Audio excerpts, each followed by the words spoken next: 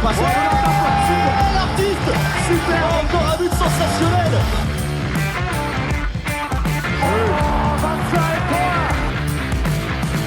That's a brilliant bit of follow-up play by Mahe. Oh my goodness me, what a shot. Sagosen setter det hen! Han setter den! Vi er i semifinale igjen! Hello, everyone, and welcome to the Uninformed Handball Hour. Happy New Year. Happy World Championship time. It's the best time of the year, isn't it? We're just days away from the start of the 2023 World Handball Championship in Sweden and Poland. And the Uninformed Handball Hour is going to be there with you every step of the way, if you want us to be. It's Chris O'Reilly here with Alex Kulesh. How are you, Chris? And Brian Campion.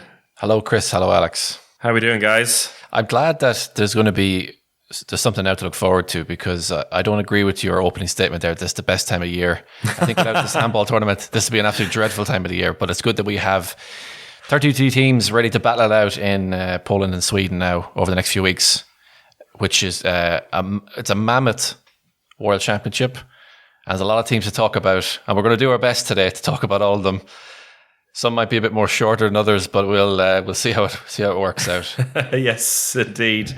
We're going to preview the whole championship, and we're not going to squeeze it all into one podcast. We're going to break it up into two. And Alex, you've got some very exciting news for all of the fans. I do have some exciting news, Chris, and that is that after many, many years and many podcasts from the goodness of our hearts, where we've brought the handball world commentary on every competition, we've been at the tournaments, we've talked to many guests, and we've done that just because it's a passion project. We love handball so much, and we want to share it with the world. All of you who are listening today, who've listened previously, have helped us grow and enjoy doing this podcast, which we will continue to do for a long time. But it would help if, especially for this tournament, we could get something in return. And for that, we've decided to launch a Patreon. So this is a subscription service for all of you who can subscribe on a monthly basis. We have two tiers, the 6 meter club, which will be €6 a month, and the 9 meter club. If you really, really love us, if you really appreciate all the great handball talk we've brought you over the years, you can sign up for the 9 meter club. All of that will come with many fantastic podcasts throughout the championship. So usually, the World Championship, we try to do as much as possible, but there's a lot of games, there's a lot of places, and in general, we're not able to go to the arenas all together. But we want to change that. And this time around, we want to bring really, really good content. So this will be podcasts coming your way kind of every 2 or 3 days, ramping up through the competition. We'll be at the arena, and hopefully we'll also get together for finals weekend in Stockholm. And for that, it would help if some of our travel expenses were covered, maybe Brian's hair care routine covered. That would really help. So I do implore you to sign up. You can do that. You can sign up for a month if you want to get the extra content. So we're going to be releasing exclusive podcasts on Patreon, ones that you won't be able to hear throughout the competition unless you sign up. We will, of course, bring you free ones like this throughout the competition, through the main stages of the competition as well. But if you want to chip in, get lots of extra podcasts and get involved. It's a nice community as well. When you get in there, you'll be able to chat with us. You'll be able to chat with other huge handball fans around the world who are really interested in this competition. So sign up, join us. You can quit after the first month. You can quit straight away if you don't like it. But I hope you stay around. Don't remind them they can do that.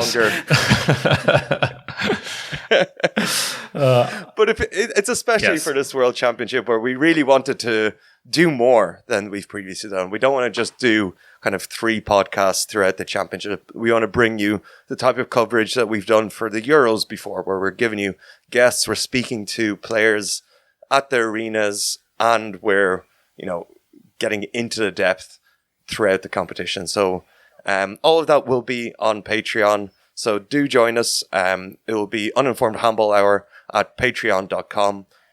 You can sign up anytime. Now the page is live. You'll also see links on all of our social media platforms. So Instagram, Twitter, and Facebook will all have a link to the Patreon. So if you've enjoyed us talking about handball for the last couple of years, I do hope you sign up. Will the savage jokes be in the exclusive podcast? That could be the 9 meter club, Chris. Sign up now and enjoy as much of us as possible over the next few weeks. What we were thinking, we'll just go through this group by group. As Brian said earlier, it's 32 teams competing for the World Championship in Sweden and Poland, divided into 8 groups of 4. The top 3 teams in each group go through to the main round, leaving just 8 teams battling it out in the incredible President's Cup, which maybe we'll do an exclusive podcast on the President's Cup, for example. So if you like that stuff, then I don't know if that's a good advertisement for the Patreon or not. We'll find out. The top 3 teams in each group go through to the main round. 4 main round groups of 6, and then the top 2 from each of those groups go into the quarterfinals. So we'll speak more about that as we reach it. So what's your feeling about this tournament before we kind of get in there? It's the second time we've been with 32 teams. The last one was in Egypt. That was a little bit of a weird occasion. It was, during COVID, no fans in the arena. And in the end, it was a good competition. We had some really fun highlights throughout.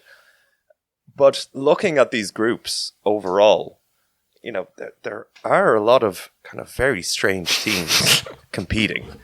So what's your thought on that? Is it going to be fun? For me, I think it's going to be fun seeing these teams battle it out. What about you guys? What's your first feeling on that? Well, since we're not an official podcast of the IHF, I think we can be as critical as we want here. But my gut feeling is it's always a little bit too much. I think it can be entertaining, but as you said, Alex, there are some, how will I put it nicely, because we want all this Patreon money. So there are some lesser known nations that are in the mix here, like the likes of Iran, Saudi Arabia. And we have seen, of course, in Saudi Arabia at past World Championships as well. Cape Verde, Uruguay, South Korea. I mean, they could get a result. We know Algeria as well. The United States is probably the biggest one for us, an English-speaking nation finally in the mix there. So it's exciting, but it feels like for me a little bit overkill when you have the group stage, then the main round system as well. It just feels a little bit overkill because I think the main round system, one of the biggest arguments for the main round system at the Euro is that you want the bigger teams to be able a chance if they mess up. They still have a chance that it's not all done and dusted.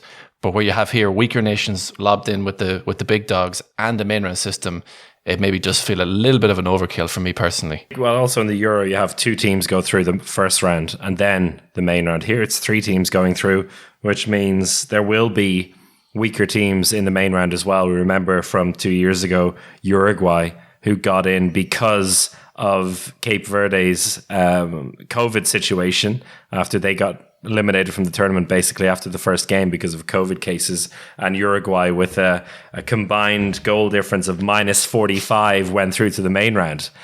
So that kind of made a mockery of it. I have a feeling though that the teams that were in the competition 2 years ago will hopefully have developed a fair bit since then, and overall the level should be a bit higher. We'll talk about teams like the USA who, they didn't get to play 2 years ago, having been given a place originally because of COVID again. I think they're in a much better situation than they were back then. So I think overall the level should be a bit better than 2 years ago.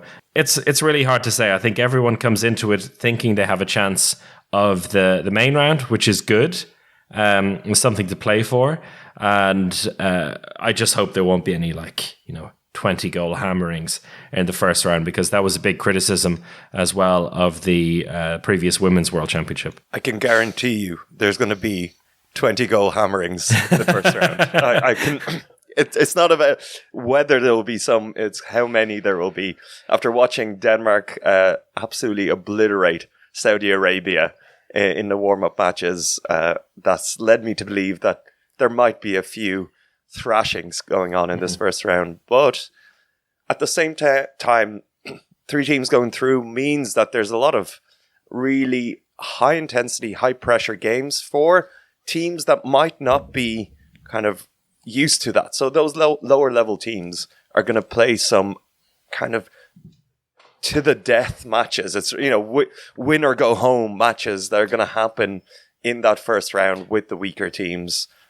And right away as well. Right away. So, I think because the way they've set it up is like the first 2 ranked or first 2 seeded teams and the 3rd and 4th seeded teams play each other in the very first round. So we see some like really high stakes games, not just for the race to the quarterfinals, but also the battle to stay alive. Oh, yeah, I'm not sure about that. Usually, isn't it? Like, it kind of ends on that and it kind of builds to that. It's usually a nice way to do it. So from the start, maybe that's why every single team has participated in quite in these friendly matches that have been quite competitive leading up to the tournament. They're all getting ready to hit the ground running. Chris, you mentioned there about the USA not being able to play last time with all their COVID cases. And I think it'd be a bit of a miss of us not to mention I wouldn't call it a controversy now online, but there has been a bit of noise on Twitter from various handball players, probably most notably Björgvin Gustafsson, the Icelandic goalkeeper, who is a bit outraged about these COVID restrictions. We won't go into it in too much detail, but what were your general takeaways of what was going on the tweet machine? Yeah, I think with Björgvin Paul Gustafsson, he was particularly pissed off last year at the European Championship because if we remember, Iceland, one of the teams that did so well despite being absolutely decimated by COVID cases, and Gustafsson was one of the players who was kind of going like on the border of being brought back in to the squad and recovering. Alex Kulesh knows this as well as anyone. CT value. CT values, something we all learned a lot about at the European Championship last year. And I guess that he and many other people thought it wouldn't be an issue at this championship. Also because of the 2 home nations, Sweden and Poland, where, I can say for certainly in Sweden, there's 0 restrictions. COVID isn't really discussed anymore in kind of public health terms. And that, the players will be in hotels and in around the city freely, surrounded by people. And also because the IHF are usually a bit more lackadaisical on these things in comparison to other governing bodies and other competitions. And I can say that for certainty as well from the last Women's Championship, that it was the COVID protocol was all bark and no bite. Maybe that's going to be the case here as well. We'll see. But I think, it's mostly kind of fear that it's going to ruin teams' chances. And the anger came from Iceland, who, as we'll speak about, have a really good chance of making a big splash here. And they don't want things taken out of their hands like it was with the COVID cases last time. So I think understandable in a way. So shall we get into Group A then? In Krakow, Group A, Spain, Montenegro, Chile and Iran. I don't know about you guys, but I think this one is fairly straightforward. In terms of first, second, and third place, what do you think? I think Spain are the clear favourite for this group. Spain are a very interesting team because I still, looking at the squad that was announced, I look at them and it's kind of refreshed again. And you're looking at this and you're like looking at the back players. Okay, Daniel Dushabayev is going to end up playing really significant time in the backcourt. Kaneas has picked up a little injury, so we don't know what's going to happen. Alex Dushabayev is back in the fold, which is really good for Spain because he is their talisman. He is their one true leader and Mr. Clutch, as we've seen before. And then some new faces like Emmanuel Garcianda, who has finally made the squad. And an exciting young prospect, Daniel Fernandez, who I'm looking forward to seeing if he can get some minutes. But, you look at the squad and you're like, they're not going to challenge. But then we can never say that. No. And I guarantee you that they're going to win a medal. So that's... Okay, that's it. Straight away, I'm just nipping that in the bud. I am not underestimating Spain. I'm not saying that they're not going to do anything. They are a formidable force. They always are, and they will be again. And they're going to run through this group. Yeah. They have an amazing goalkeeper duo as well in Gonzalo Perez de Vargas and Rodrigo Corrales. Perhaps the best one at the championship, or at least top three. I don't want to say Denmark are probably the best, aren't they? But one of the top three pairings in the championship. But two guys who can really turn a game. And I think Corrales has never been in better shape as well in terms of his club form. So I think it's an exciting time for them. The backcourt is a bit more refreshed. But yeah, on paper, it doesn't look super amazing. But they were a whisker away from winning the European Championship last year without Alex Dushabayev. So there's no reason why they're not going to go super deep in this tournament as well. And it's difficult to see where they're going to be troubled. Montenegro could give them trouble. They really overperformed at the Euro last year. And again, looking on paper, it's difficult to see why they did that last year. They did so well. They got, even in the main round, were competing. There's one reason why they did so well, and that is Nebojša Simic. And this man has been absolutely on fire this year in the Bundesliga as well for Melsungen. He is he's close to 40% on save rate in the Bundesliga. We're talking about here. I think the last month. In December, he was pretty much averaging 15 saves. He was just on fire. And in the last championship, it was all him. That kind of, he somehow powers the team because he's one of those goalkeepers that not only is quite steady, but he makes those amazing saves. He really makes those out of nowhere, tide turning saves continuously, and that drives the team. So he's going to be the absolute key for them. Yeah, we remember all of his massive celebrations from the last Euro as well. Not only does he have those tide-turning saves, but he really gets everyone in the arena, and the team is super hyped up. So his added value to that Montenegrin team is really something quite incredible.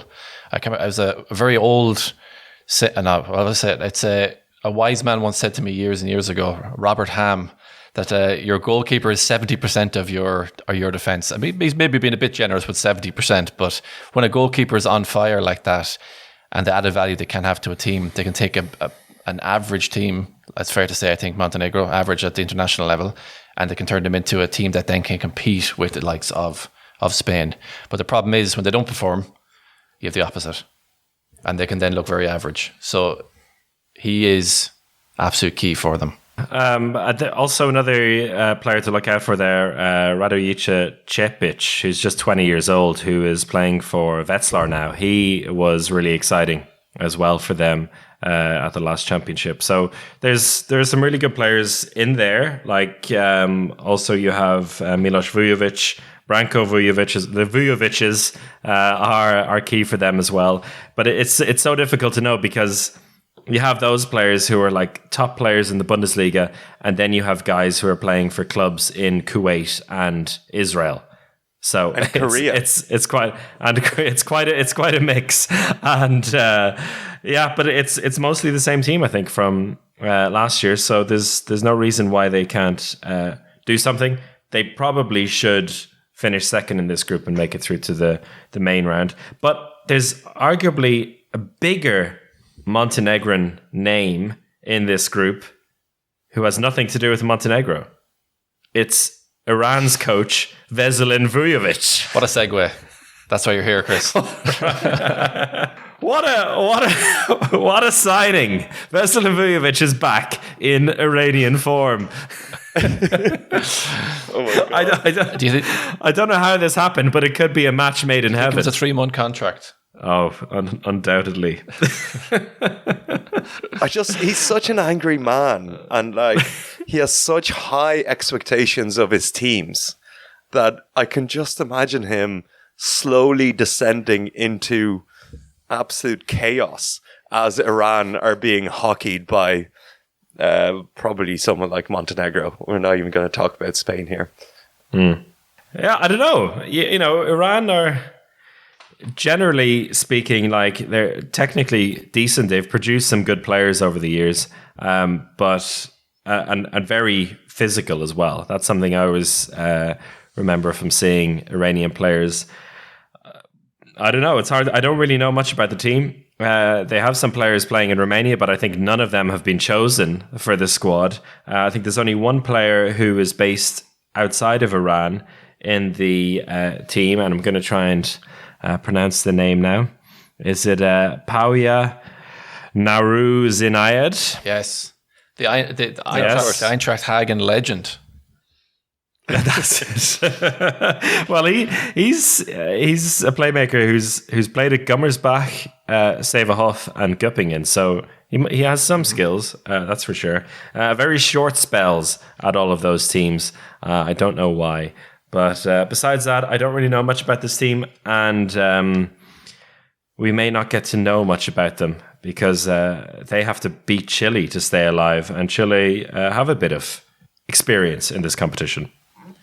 Chile are really interesting because I think they haven't progressed past their golden generation.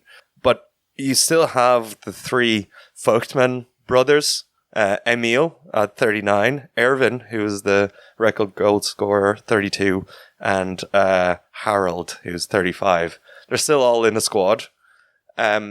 Looking at the squad, you see the familiar names, the Salinas brothers in there as well.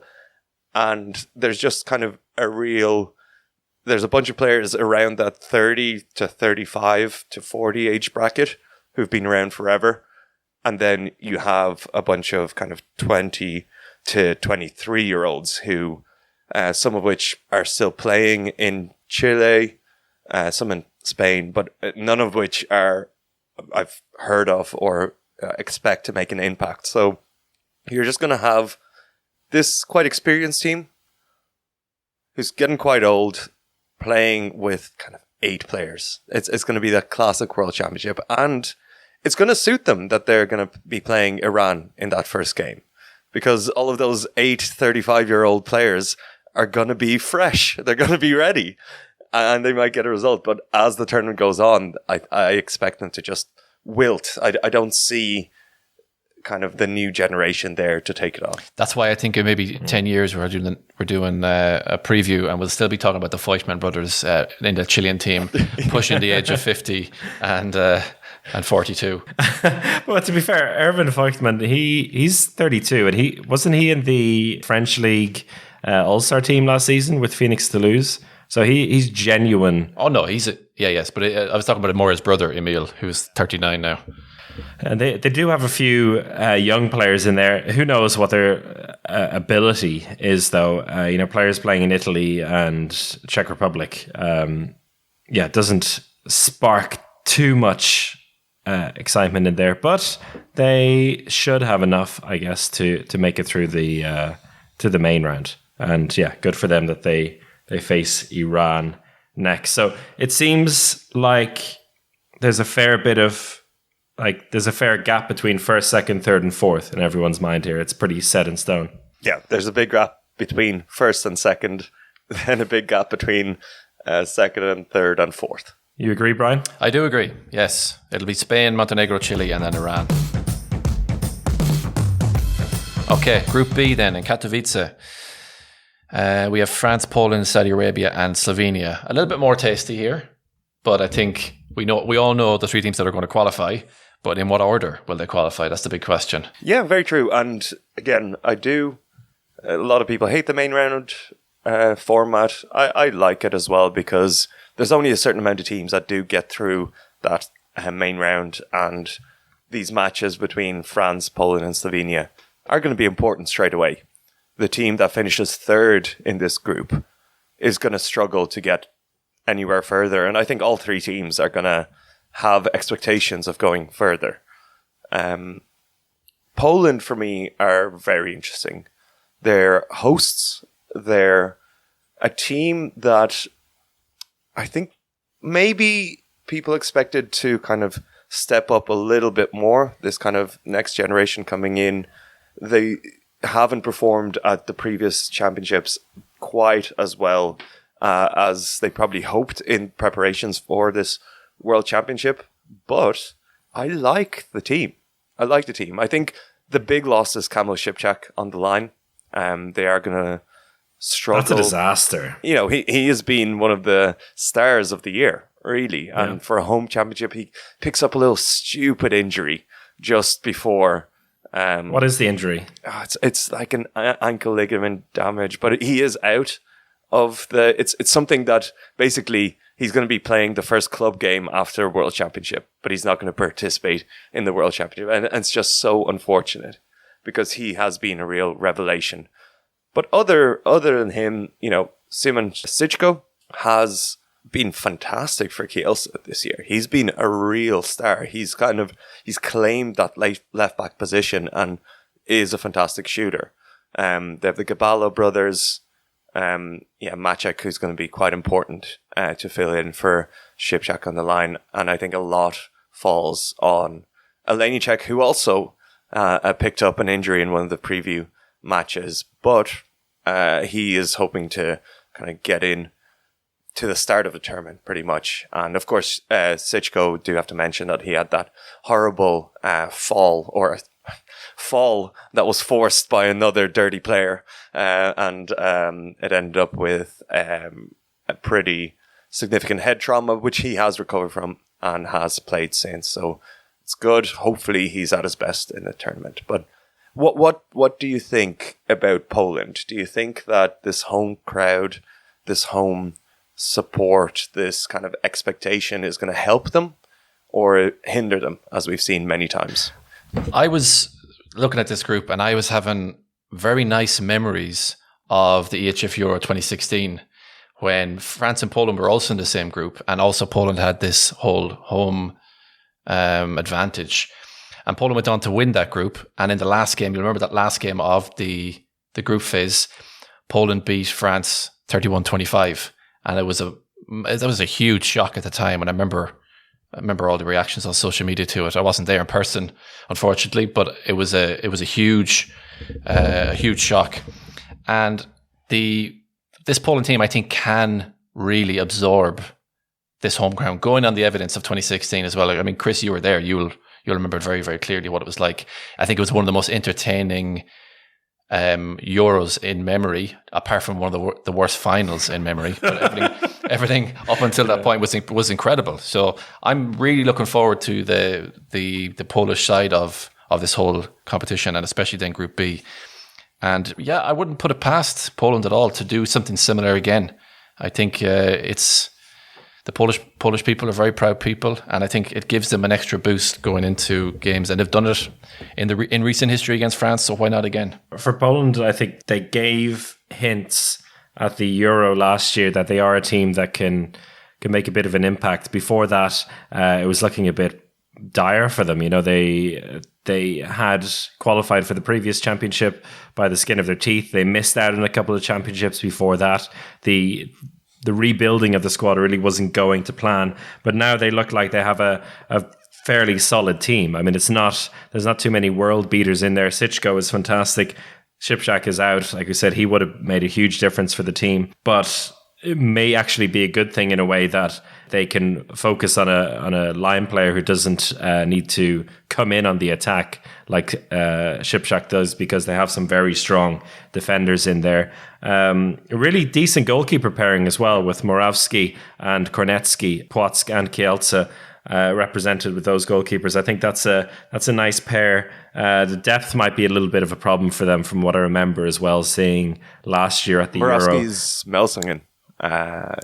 He moved from Płock to Melsungen, right? And has been very good in Bundesliga this year. Still represents Płock, I'm pretty sure. in the same way that Šipčák still represents Płock in their fans' eyes. But I think it's a solid goalkeeper pairing, which is really important for them. And yeah, you know, someone like Olejniczak, if he is fit enough to play, it feels like almost maybe kind of a make or break moment or championship for him. A lot of people have been waiting a long time for him to do something. And, he gets sweaty hands when he plays for Poland, usually, every time I've seen him. But this time he needs to stand up for them. He hasn't got a chance at Kielce, which has been really disappointing for me this season. Obviously, they've brought in kind of Remili and they have Alex Dujbaev. They're sharing this playmaker spot that takes time out of Olejniczak. But I was really hoping to see more of him this season, because I do remember the Euros and the last Euros, and Olejniczak really impressed me. He really ran the show. It wasn't, at the highest level. They finished 12th, I think, but it was, you could just see the talent there. And I just haven't seen him since. And that's just been a real pity. And I'm surprised that basically Kielce haven't pushed him through, but maybe he just hasn't been just good enough. Sitchko has been good enough. He claimed that spot, that left back spot in the Kielce team. Olejniczak hasn't been able to, but I still think that it's a talented team, and I see them. Yeah, what do I see them? I don't know what I see them. Let's talk about the other teams. Talking about Kielce there, so we'll stick to that for the moment. Three French players who are playing for Kielce. We have Nedim Remili, Dylan Nahi, and Antoine, of course, Antoine as well. Would you be worried, Alex? Yeah, I mean, you're a big Kielce fan as well. Would you be worried about Remili's club form going into an international competition like this? We've seen the French team start slow before, but they can really grow into the competition, that maybe this would be a good thing for him to kind of break that rhythm as well. I have been worried about Remili's form, but I do think he is almost a different player in France. He's very comfortable. I think he hasn't looked comfortable yet in Kielce. That's understandable. He hasn't been there that long at all, but he does feel like at home with that French team. But a lot of pressure, I think, lies on him in that playmaker position that he's now claimed for. He discovered that position for himself in the French team, and he's going to be the main playmaker for France. And a France team that is riddled with injuries, especially on the left side. Kylian Villemont got an injury just before the championship, which is a real pity because he's been tearing it up this year for Montpellier. And Gasson, who is our Mr. Steady, he's kind of a big loss, and a big loss in defence. Karl Conan, a real revelation from the last championship, he's going to be out, and Aymeric Meen, who hasn't recovered from his injury, which is really unfortunate because, again, he could have taken on that playmaking need that France have. And I just, a lot of pressure now lies with Nikola Karabatic again. Like 38-year-old Nikola Karabatic is going to be playing some serious minutes in this championship. By the way, just how mad is it that Remili is listed everywhere as centre back for this squad? Not even like a right back who's going to be put in there. They're like, no, we have Dicamem, we have Melvin Richardson. Remili is a centre back, and which is quite interesting to see a left-hander being put there. But they do also have Quentin Mahé, who I think for France always seems, or in recent years, always performs well.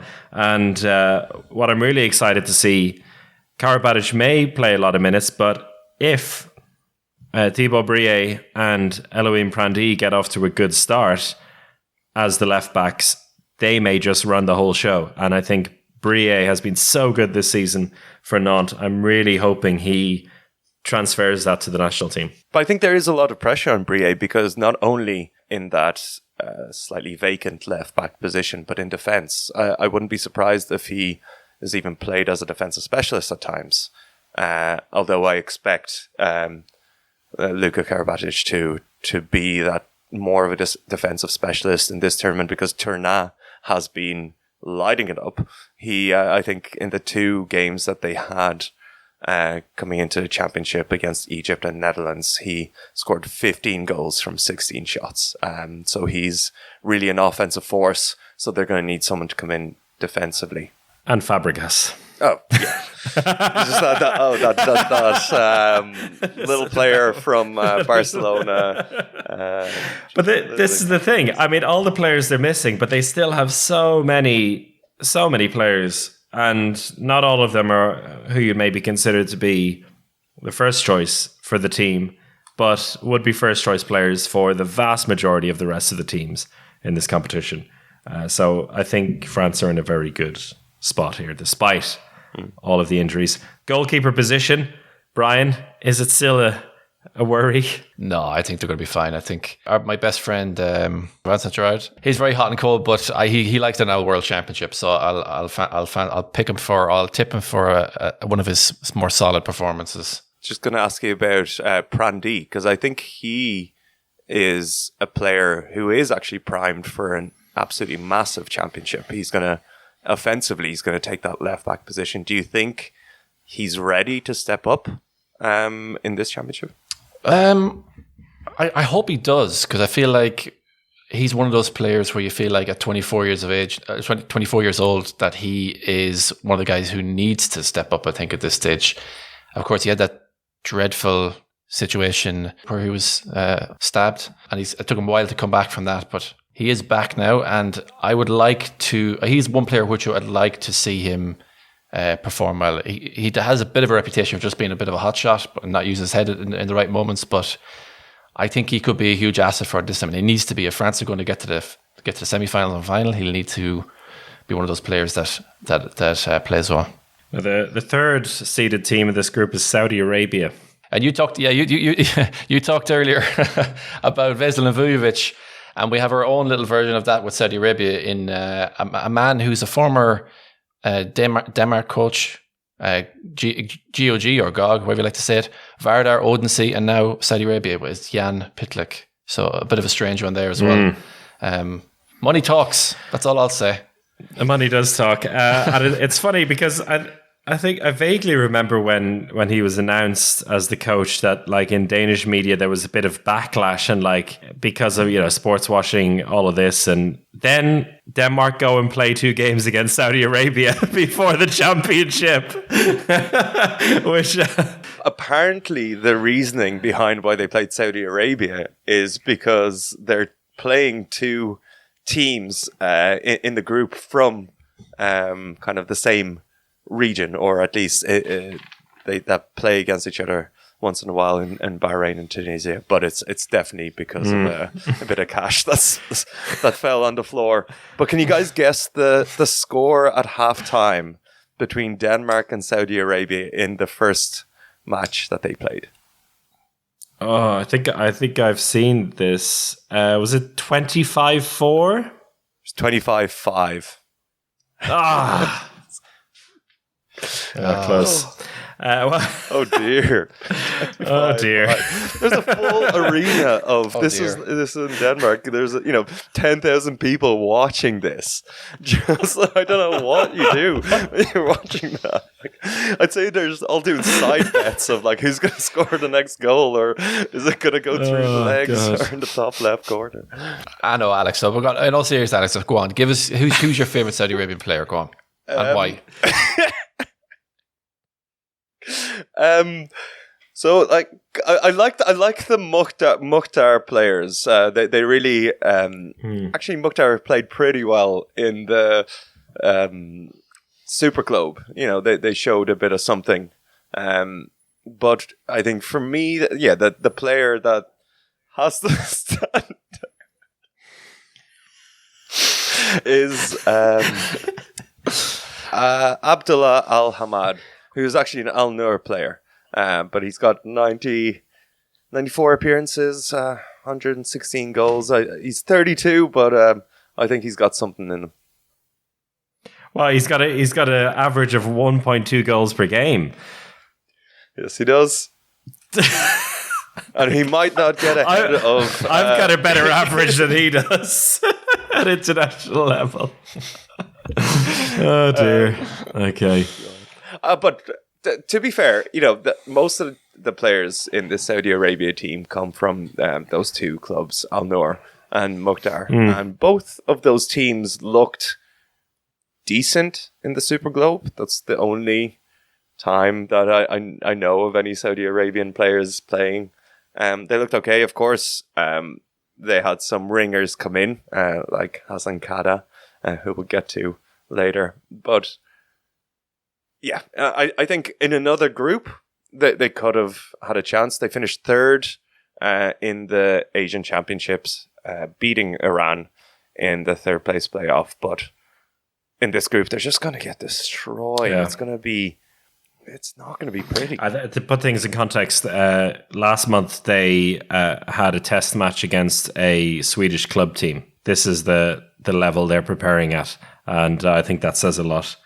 They live in the President's Cup, and there will they continue, I think. Slovenia. I think it's... Slovenia, for me, are becoming a little bit like France in rugby. What you think of France in rugby over the years, you're never quite sure which Slovenia team is going to show up. They can either be like proper semi-final contenders or like elimination very early on. And I think this year is another great example of that. I'm excited for the big revelation of this year's Champions League, which is Alex Vla. Coming in, he is a playmaker, and that's where he's kind of played for Celje, but he does wander over to the left side as well. But he's a shooter. You know, Slovenia has needed a shooter for so many years. So many years we've been watching Mačkovšek being the only tall player on the Slovenian team and just being forced. He's just like, okay, now it's time for you to shoot. You're the only one who can actually get this defense to step out. And, you know, I like Mačkovšek, but he's not a world beater. I think Alex Vla has the potential out of nowhere, really. A late bloomer in all senses of the word. He can be a real game changer for them because they're not going to rely on their smaller playmakers just moving the ball static, trying to get it to the line. I think he can be a spark for them. I think they probably need that as well because it is that core group that they've had for so long with the like of Blazjans, Bombač, Blagotinšek. Have been knocking about for a long time now, and they really haven't had someone fresh to come in. Not necessarily young, as you said, Alex. He is 25, Alex Vla. He's like handball's own Marty Fish from tennis. A bit of a late bloomer there. But that's just an amazing reference. I love it. That's worth it. That's worth the €9 alone, I think. But oh yeah, we'll block that part off and just say this quote is behind a paywall. And Ora Sorman as a coach as well, he's a man with high standards, and I wouldn't like to necessarily play for him, but he is going to probably demand a lot for this team. And yeah, who knows? As you said, Chris, it's really difficult to know. They will make it out of the group. That's all I do know. You said about Vlad being a kind of centre back, but that's kind of how he's worked with Celje as well. It's been a couple of centre backs in there, and they take turns between being in the centre and being at left back. So I'm pretty sure Domen Makuc, Dejan Bombač, and he will be happy to rotate between the left and centre back positions. And then you have someone like Blazjans and occasionally Jure Dolenets who's still plugging away to take the penalties. And it's all of a sudden it's a decent backcourt. The goalkeepers I'm not too sure about. Gaspar Margic is out, which is a real pity for them as well. But they could have a decent championship. I think the game against Poland is going to be massive for them to see if they have a chance of doing something here beyond the first round. I'm going for a hot take prediction straight away with this group. I'm saying that Poland are going to beat Slovenia, but Slovenia are going to beat France. And then they're all going to beat each other and take 2 points away from the main round. Okay, there you go. All right, Group C, then on to your town of residence. I almost said hometown there, but it's not your hometown. Göteborg. We have Sweden, Brazil, Cape Verde, which is a team which is Rasmus Boysen's hot pick for the tournament. And hot pick to do what? As well. I don't know. He just said one to watch. One to watch for sure. I'm looking forward to being at home, for a championship. It's going to be interesting. Taking the bus to the arena and commentating from the lovely Scandinavium, where handball fever is well and truly hitting Gothenburg in Sweden, particularly after winning the Euro last year. And everyone expecting Sweden to go very deep, maybe all the way to gold. I think they're going to have quite an easy time in the preliminary round, that's for sure. They face the toughest opponent on paper, Brazil, first. There was a lot of shit thrown at Brazil for the first half performance against the USA in Norway a couple of days ago. They did get better as Brazil did get better as the weekend went on, and I was watching their game against Portugal on Sunday evening, and they looked okay. I mean, they were down for pretty much the whole game. They lost in the end, but they made a couple of decent comebacks. For Brazil, Daniel Langaro, that injury for him is a complete nightmare for Brazil, because he is again. Like, it's a second championship in a row where he gets injured just before. It's a real pity. And he's right in his peak as a player. And I think this Brazil team absolutely needs him. You're just going to have Leandro Dutra taking 15 shots. Yes. Also, Rogério Moraes is out as well. Another, just nightmare for them. But a player who I really like the look of against Portugal was 19-year-old Hugo Monte, who plays for Pinheiros in Brazil.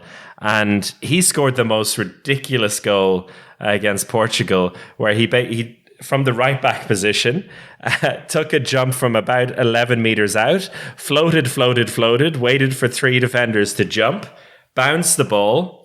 But one of those situations where you bounce it so close to the line that you're kind of like tripping over the line. And so he flings it underneath, he flings it upwards from the ground towards the goal and scored. It was perhaps the best goal of the whole weekend in Norway. He's just 19 years of age and could get a lot of playing time now that Langaro is out. I think he wasn't even in the squad before. So, yeah, it could be a shining light for them. For Brazil, they did look better as the weekend went on, but clear second favourites in this group. But Sweden are going to hammer everyone, I think. I don't know if we want to talk more about Sweden now already. Alex, you were a huge fan of them. For the last couple of years, basically, you've predicted them to win every championship. It came off last time. Will it happen again? Are you predicting them this time to go all the way? They're going to be there. They're going to be in the semi-finals. They're a very good team. They have a full squad. I think just Carl Valenius has picked up an injury, so he'll be out, but I don't think he is their number one left back anyway. They just have such a nice squad, and I've talked about Erik Johansson for many a podcast, and I'll mention him again. Just he is back from injury, and he's going to be really good in this competition. I think he might take on a slightly more elevated role in this Swedish team and help out Jim Gottfridsson. I think for the last couple of championships we've just talked about Jim Gottfridsson. Gottfridsson's going to run the show. Gottfridsson's going to do everything. I think Sweden with Johansson do have a player that can take a bit of pressure off Gottfridsson, but on the kind of vice versa of that, Gottfridsson hasn't been at his best. And I think he can bring an extra level anytime. But just over the last while, I feel like he's, since the championship win, I think he's just been a little bit on autopilot. And I'm really emphasizing here because he's still been fantastic. But we've seen Flensburg struggle kind of across the board. And a lot of that does come down to Jim not being the absolute best version of himself. I think he can bring it. That would be my question mark for the gold conversation, because that's what we're going to talk about with Sweden. It's not, it's not this group, and it's not the game against. That's gonna really make. Gottfridsson was fantastic in the game Flensburg beat Kielen, which was really came out of the blue just before the end of the year. But what do you make of them, Brian? I saw them in the Euro Cup as well, live in person there only recently enough, and when they beat Denmark, and they were impressive. But I would kind of mirror a little bit what Alex said there. It did seem like Jim was maybe slightly on the tired side, but if any man can get up to play for Sweden at a final event, it's going to be him. And it would be also interesting to see how someone like Felix Klar plays, because Felix Klar has been a little bit off the boil on club level, I think it's fair to say, and it could be a similar situation like him and Remeli with France, where he might need this to kind of get him back in good form again and get him flying on all cylinders. If Jim isn't playing at the highest level, you would need someone like him to maybe come in and centre back as well and perform. So it's going to be interesting to see there. But overall, a really, as Alex says, a really, really nice team. And very likable players as well.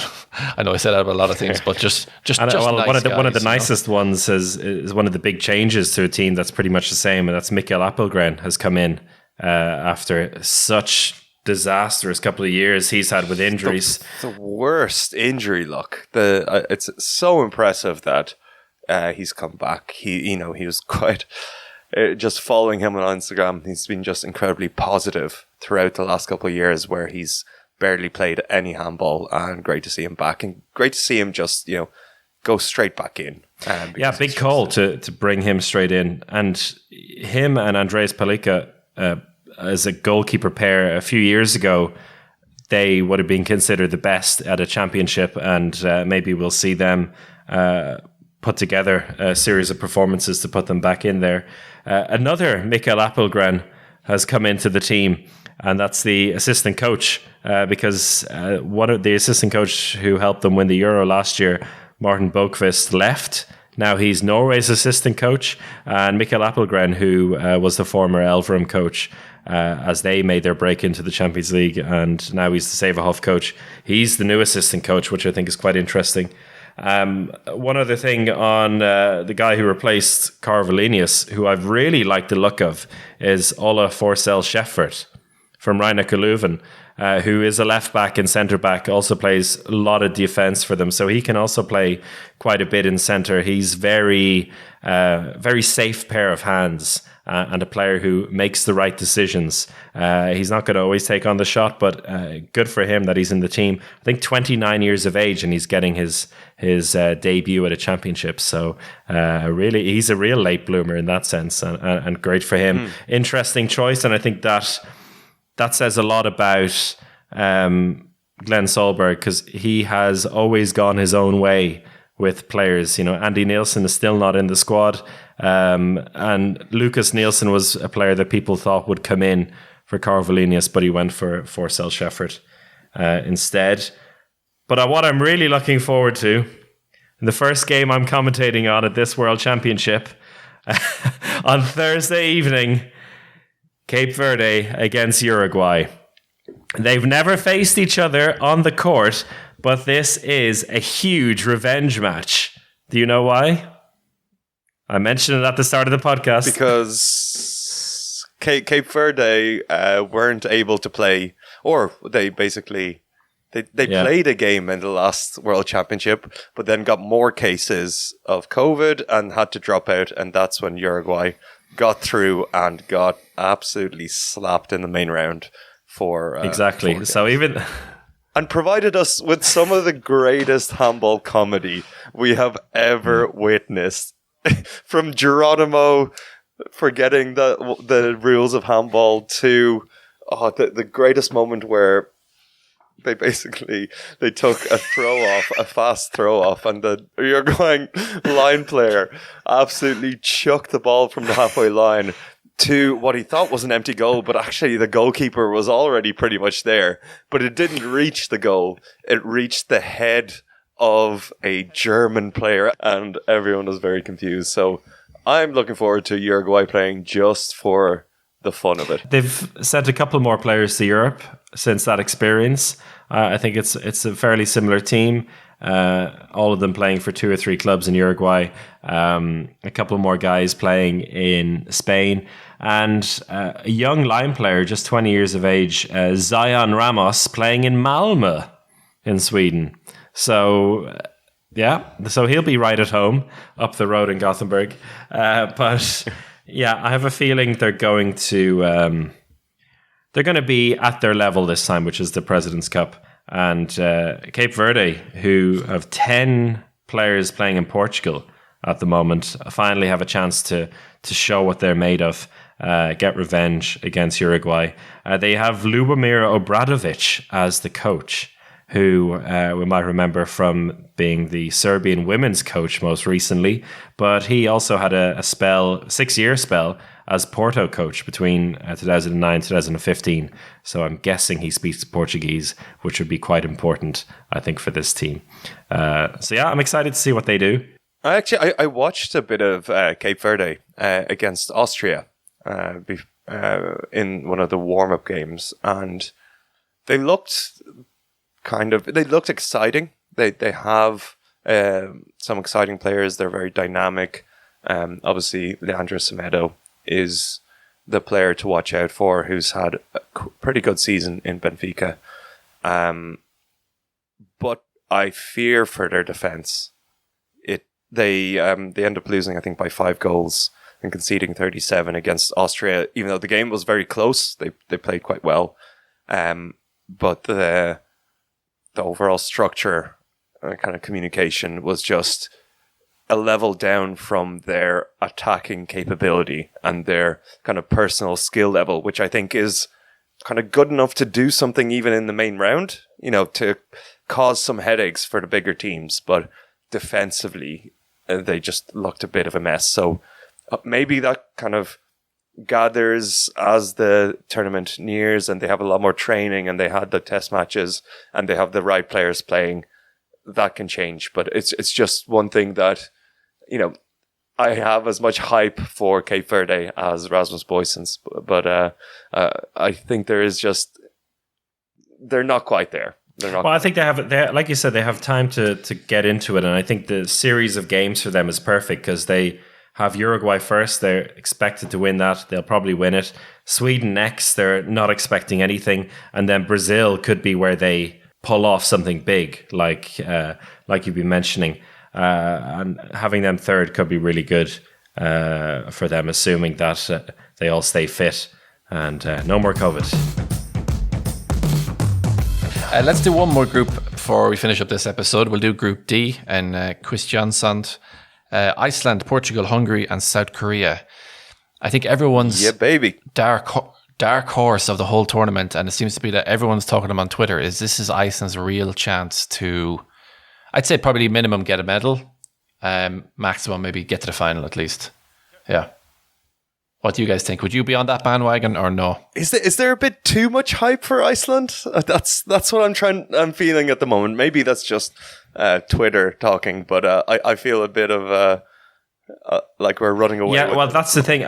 I was feeling very hyped until I did my looking at the path to the semi-finals for each of the teams, and the stark reality of it for Iceland is that in order to get to the semi-final, they're going to have to beat either Sweden or Denmark.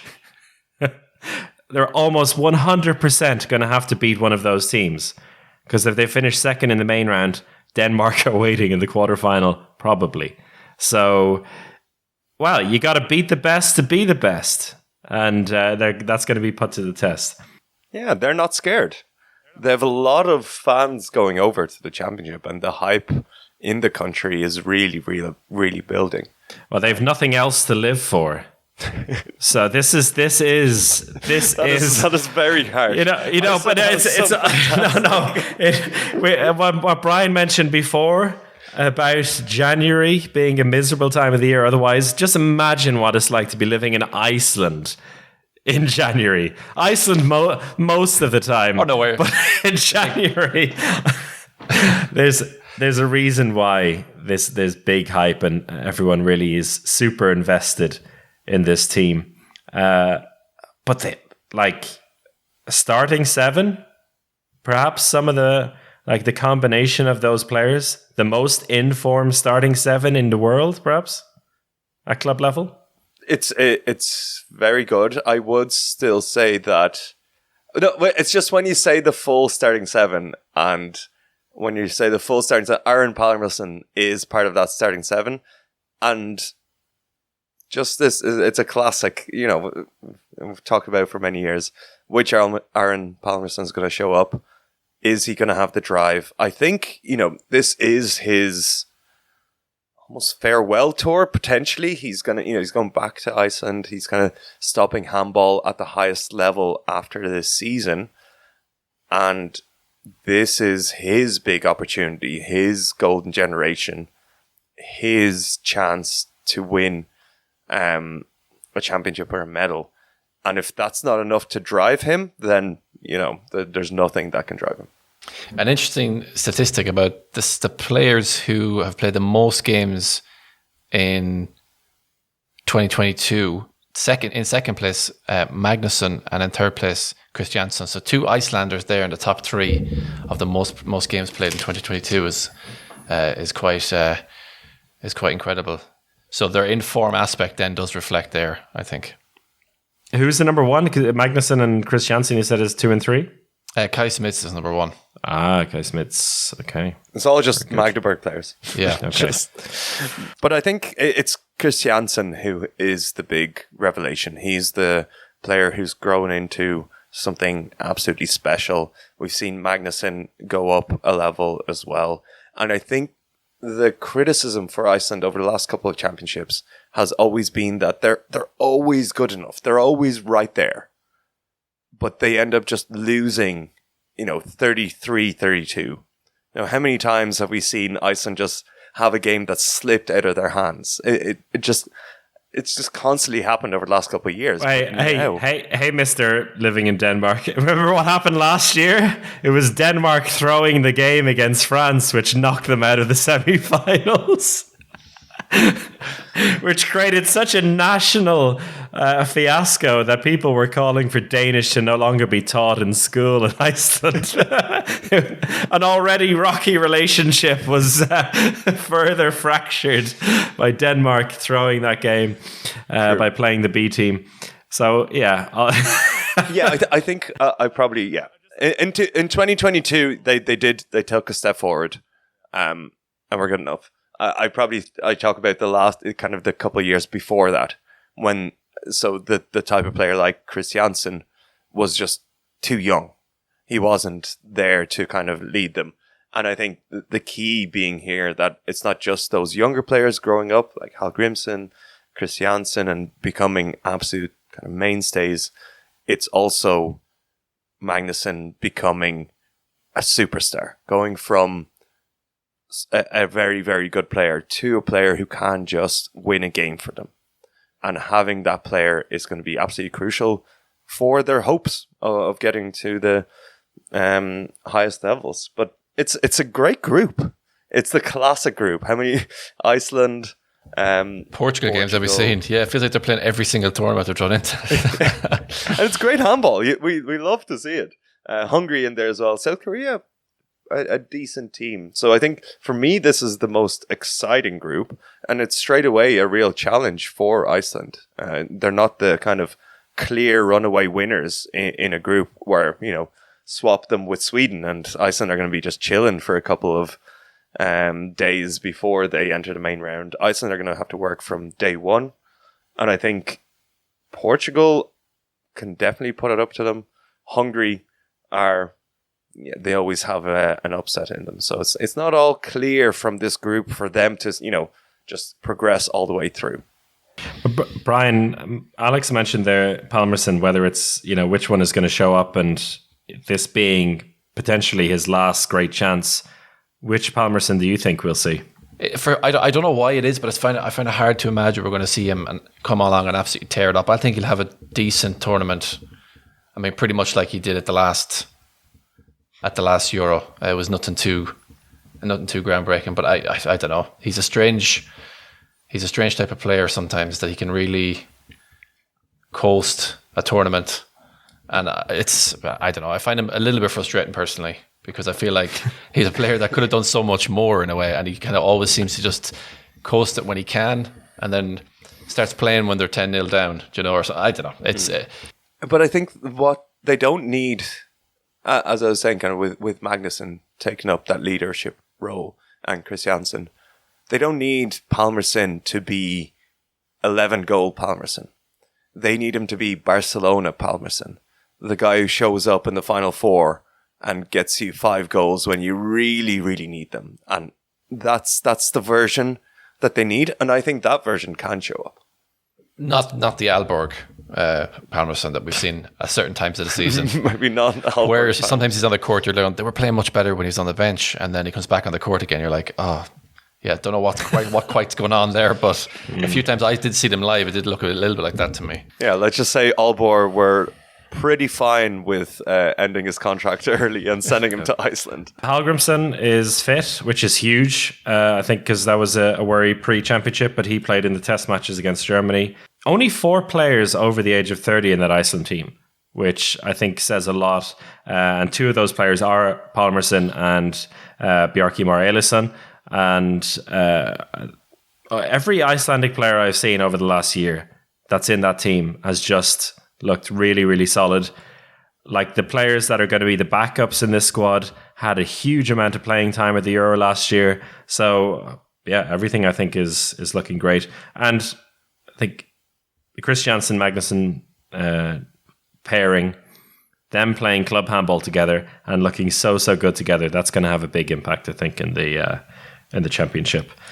Portugal, Paulo Pereira, can he do something to eliminate the horrendous club form that all of the players are currently enduring? Every single one. Except for the Costa brothers, of course, who are lighting it up. People on Twitter and in the handball community who are the neutral handball community anyway, I love to get behind Portugal, and we've been behind them for a long time. But I think maybe they're wallowing in the demise of Portuguese club handball a little bit too much, I think. And when you look at this squad here, I don't see it. When you look just at the quality of the players that they have in their squad, like Cavalcanti as well, who's playing very well at club level. You have Borges. I mean, I don't know what kind of form Rui Silva's in at the moment. It'll be interesting to see that. Against Brazil, he was great today. So, yeah. He was very poor. He's been very poor for Porto this year. Yeah, and he's, I think, probably one of the biggest reasons why Porto have, because everything goes through Rui Silva. He was, as you said, good against Brazil. But they had some injury news as well with João Farage missing the tournament. And you might laugh at that. You might say, it's Farage, what's that going to do? But what that does is leave a 17-year-old Francisco Costa. 17-year-old. He was born in 2005. He is a child with all the pressure of being the right back. They have Diogo Silva behind him as well, who's been kind of a bit of a disappointment from his kind of early rise. Farage is just that steadying force where you're like, okay, Kiko, you're there to really light it up, but there's a big burly shooter behind you to give you some space and time to think when things go wrong, because things are going to go wrong for him. But I think from what I saw in the test matches in Norway, they didn't overuse him. You know, against Brazil, he came on early in the second half and then played really well. They are very good at 7v6 as well, and Miguel Martins will probably play a lot at right back for the team. So they can. Yeah. And Miguel Martins. Miguel Martins is gonna produce. I could feel it. He's gonna produce 1 from 4. No, come on. God. For the national team, I think Martins is a different player. He's going to be freed from the burden of playing for Big Szeged, and but I think that's the key thing for all of these players. Like finding the bit of magic that made Portuguese handball so special the last couple of years and made us all fall in love with it. I think the Costa brothers add a new kind of dimension to that, and it's going to freshen the team up, which I think already last year we said that they needed to be freshened up, and I think they have that now with the 2 boys coming in the team. Their woes at right back, I think, could have been a lot worse. I mean, their last game against Brazil, I think it was, where Kiko Costa looked like he almost broke his wrist and he was down on the floor for quite a long time. But luckily he played on the rest of that game, so I think he's, I hope he is fine, because otherwise their backcourt situation gets pretty dire. But yeah, I mean, you said there, Alex, that he's a child. But God, he's a good child. So, I mean, if you're going to... He's the best child I've ever seen. He's the best handball child of the last 10, 15 years. So, if there's any child you're going to put out there, He's the child you want. Yeah, I'm going to stop saying child now. Okay. But also just one underrated player, I think, for Portugal, and he's been kind of in the background quite a lot, but it is your favourite, Chris O'Reilly. Cavalcanti. Alexander Cavalcanti. Alexander Cavalcanti. He's been fantastic for Nantes.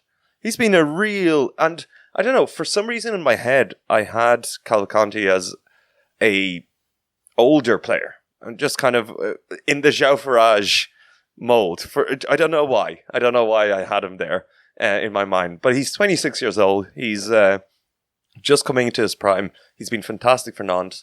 He's a really good defender, and I think he can balance out the fieriness of Andre Gomes, the kind of insanity and dynamism that he brings that we all love to see.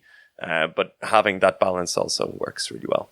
I was just literally going to say, I can't believe we haven't mentioned Andre Gomes yet. And then you brought it in. A player who is beginning to light it up at Bundesliga level as well. So they have a lot of good left backs, you know. Magalhaes as well, Martin Costa, Cavalcanti, and Andre Gomes. That's a lot of different looks to bring in there. So they could put someone in the center as well. So they're not over relying on the speed and trickery of Silva and Martins like they did a couple of years ago. When you watch them, Chris, in those warm-up matches, were they still, let's say, the same Portugal in terms of playing a lot of 7-on-6 and slowing down the ball, or have they kind of evolved a little bit?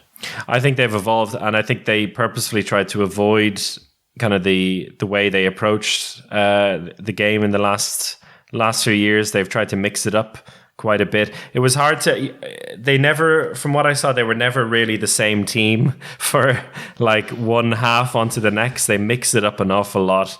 I sent a message into our WhatsApp group as well, Paulo Pereira, for the second and third game. So after they had the first game against Norway, which was a little bit disappointing, they lost that one pretty comfortably. He, for the second and third game, was sitting up in the stands and had his AirPod in and talking to the assistant coach, who was then managing things on the sideline. So he really saw this as some kind of, learning exercise. He wanted to see his team from above, and this was his chance to do it.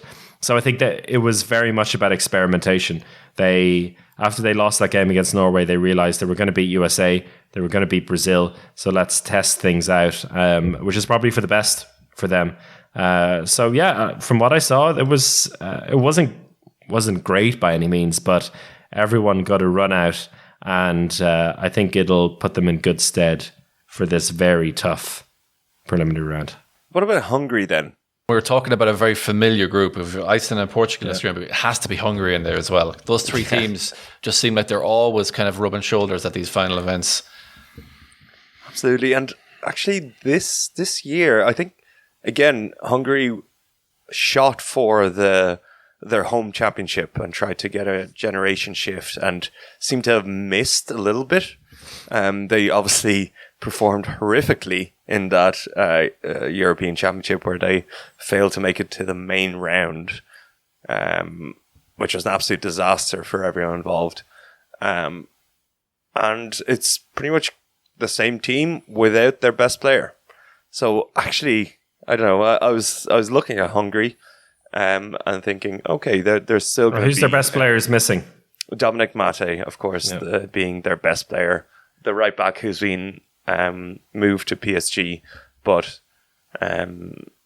hasn't played this season after tearing a cruciate ligament. So if they don't have him, and looking at the squad, it's just there's a lot of familiar faces, and it doesn't bring me too much joy. I'm gonna say that it doesn't bring me joy. I mean, it's hard to imagine that this team were they were fifth at the last World Championship. Like, they were this close to beating, wasn't it France in the quarterfinal? But yeah, I don't know where the magic is going to come from this team. I think They're just like, they're just so boring. Yeah. But this could be great. It was such a disaster last year. There's no expectation, I think, this time around. And I feel like, just like with the women's team, this is when Best Hungary is going to come out, when there's nobody expects or anticipates anything from them. This is when they could really come good. Because the players in the squad are still, like, they're all solid players. Most of them have had experience either in the Champions League or in Bundesliga. So most of them, not all of them, but like the players who are going to play. So why not? Hungary, why not? Yeah, I mean, when you said there, Alex, about like the players, they're quite boring, maybe lack a bit of flair, and it's so strange then that their coach is Chema Rodriguez, a player who was just flair and nothing else really. Like, you know, he was Mr. Basketball Man, and it's such an unusual matchup. But maybe they do need a coach like that to try and inspire them to, I don't know, develop more flair in their game and stuff like that. But I do agree with you. You look at the squad, and it's kind of like, it makes me tired looking at it almost, and it's like it's all just solid, big dudes. How good, very good European League players to standard Champions League players. And I think someone like Benson Ben Heidi has been a bit off the boil as well for the past while. And when he plays well, they are a bit more of a threat. But he would need to maybe rediscover his inner dragon or inner fire in some way to kind of create a massive threat from that central part of the court at least. Mate Leko is still going, so that's one bit of flair in there. True. Solid European League players can also get the job done. So let's see. And of course, our favorite brutal man, Adrian Šipoš. So if you are new to this podcast or don't know what we're talking about, just watch Hungary and watch their line player, Adrian Šipoš, just beat people up. And we'll have an award dedicated to him later in the championship. Exactly. South Korea, from what I saw, 8 players in the team who've never played international handball before. So very, very similar to the student team they sent 2 years ago. They're exciting. That usually, they're going to lose all of these games, but they're probably going to score 30 goals in each of them. Sounds about right. Absolutely no idea what to expect. You know, can't really even trust the team that's going to show up. You know, well, whatever data you're going off, Chris, that might all change, and an under-23 team might show up in the end. They finished 5th in the Asian Championship. Obviously, South Korea always treat handball as an Olympic sport. And we're getting into the crux of the Olympic cycle. So, you do expect this team to be kind of there and thereabouts in their development. So maybe they can cause some surprises, but it's impossible to know. They lost to Saudi Arabia in 2022 in the Asian Championship and finished 5th. So we hope they've improved since then. And bearing in mind that was an Asian Championship, and a big team we're missing from this championship is Japan, because they, due to COVID, couldn't play in the Asian Championship and therefore haven't qualified for this. South Korea have a Portuguese coach, Roland Freitas. So an Iberian flair in terms of the coaching. 2 Portuguese, 1 Spaniard, and Gudmundur Gudmundsson. Any thoughts on South Korea, Brian? Just look out for the right winger, Kim Jin-young. Plays for Ademar Leon, 22-year-old, probably the most notable player in their squad. Apart from that, I think just enjoy it, boys, if you're listening. And if you're listening,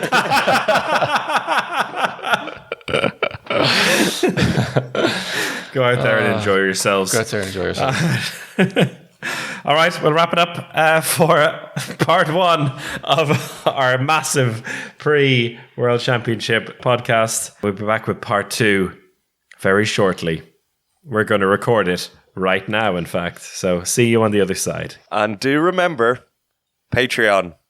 Uninformed Handball Hour at patreon.com. Go there, join us. And if you enjoyed this podcast, you'll really enjoy being a member of that beautiful handball community of nerds and fans. Goodbye.